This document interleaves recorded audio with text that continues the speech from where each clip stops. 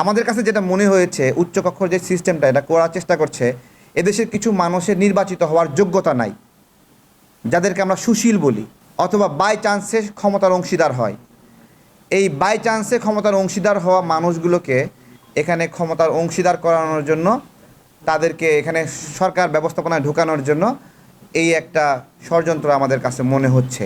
আমাদের আমাদের প্রচলিত কাঠামোতে টেকনোক্র্যাট নামে একটা বিষয় আছে, ব্যবস্থাপনা আছে, যে সরকার যদি তার মধ্যে কোনো প্রফেশনাল লোক না পায় যে কোনো একটা দপ্তর চালাবে, বা তার রাজনৈতিক প্রক্রিয়ার মধ্যে সেই ধরনের লোক নাই, তখন সেই টেকনোক্র্যাট কোটার মাধ্যমে ব্যবহার করে আউটসোর্সিংয়ের সুযোগ রয়েছে।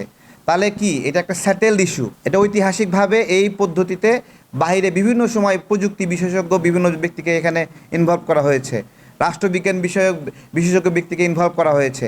স্বাস্থ্য মন্ত্রণালয়ে যোগ্য লোক লাগবে কিন্তু যোগ্য লোক নাই, তাহলে কি করতে হবে? একটা হায়ার করতে হবে একজন ডক্টর, সিনিয়র ডক্টরকে। এগুলো আমাদের পুরনো প্র্যাকটিস।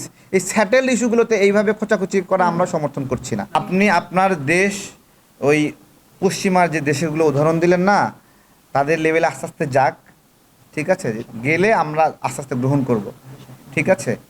এটা ধীরে ধীরে যাক।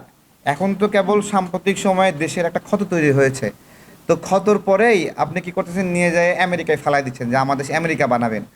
এত সহজ না আসলে।